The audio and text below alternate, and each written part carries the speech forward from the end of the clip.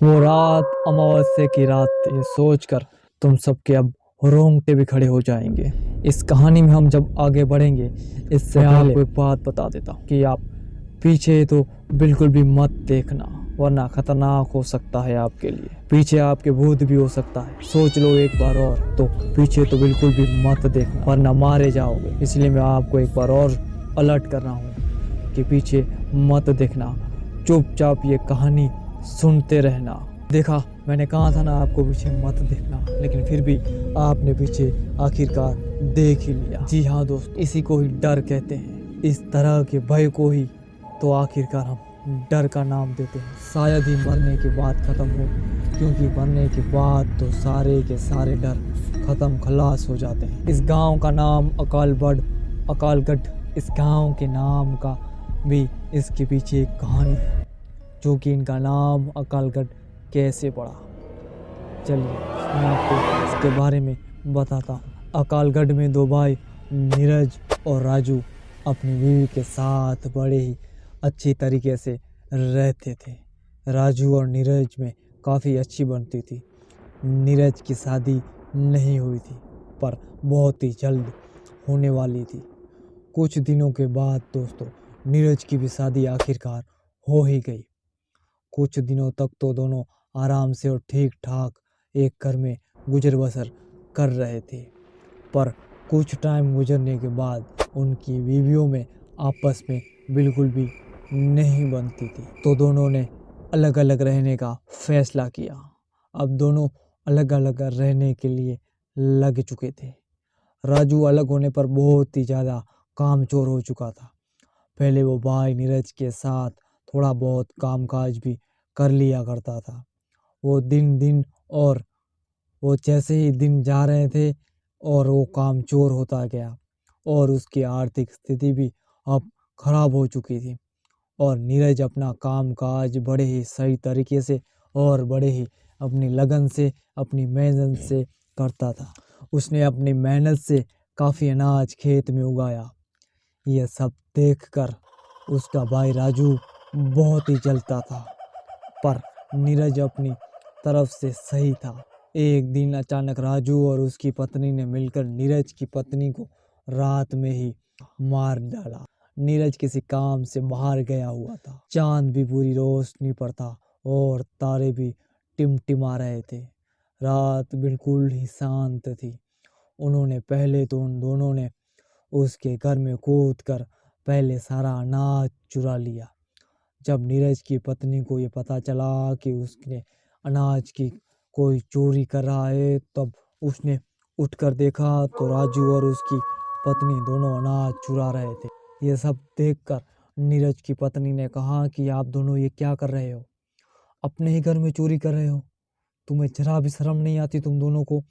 ये सुनकर राजू और उसकी बीवी ने ये सोचा कि अगर इसने सारे गांव वालों को ये बात बता दी तो हमें गांव से ही निकाल देंगे।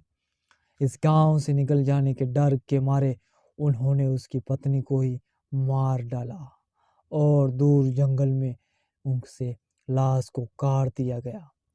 सुबह जब नीरज घर पहुंचा तो देखा कि उसका सारा का सारा अनाज अब वहां पर नहीं। जब उसने अपनी पत्नी को आवाज लगा, लेकिन वहां पर कोई भी जवाब घर से बाहर नहीं आया। उसने सारे घर को छान डाला, पर वो कहाँ पर भी उसे नहीं मिली।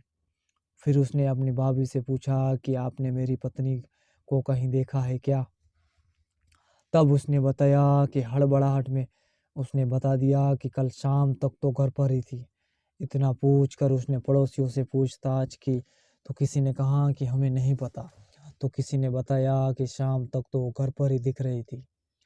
अब वो बहुत ही ज़्यादा घबरा जाता है और कुछ लोगों को बताता है कि घर का सारा अनाज किसी ने चुरा लिया है, और मेरी बीवी का भी कुछ अता पता नहीं कि कहाँ है वो।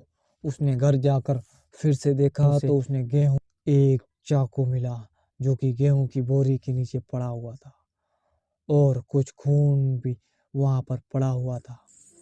अब उसे सब कुछ समझ में आ चुका था कि उसने किसी को, उसकी पत्नी को किसी ने मार दिया है और सारा अनाज चुरा लिया। तब उसने अपनी छत पर जाकर देखा तो उसे कुछ अनाज भी गिरा मिला। तो उसे अपने भाई राजू पर शक हो गया। पर नीरज वैसे भी अपने भाई राजू की बहुत ही इज्जत किया करता था, इसलिए उसने कुछ भी राजू को नहीं कहा। तब एक दिन राजू ने कहा कि तू अकेला मत रहा कर, चल हमारे साथ रहने आ जा, हम सब साथ ही रहेंगे। आ सकता वो राजू को मना तो नहीं कर सकता था, इसलिए वो उसके साथ मन मारकर भी रहने लगा।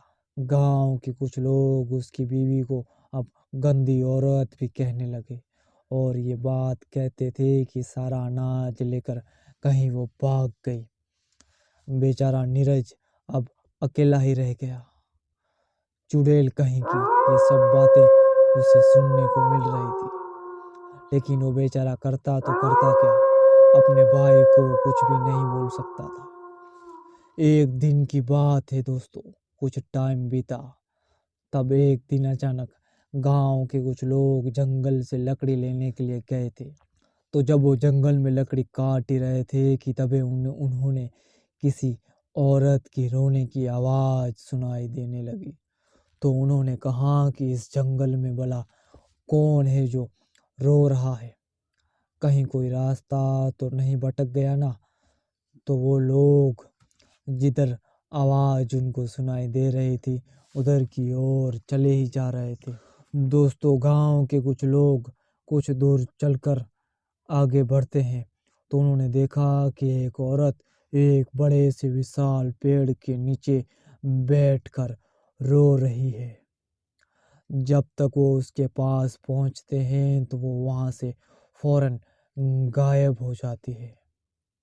उन लोगों ने जब इस तरह का नज़ारा देखा तो सारे लोग एक पल में घबरा गए थे, उनको तो पसीने छूटने लगे।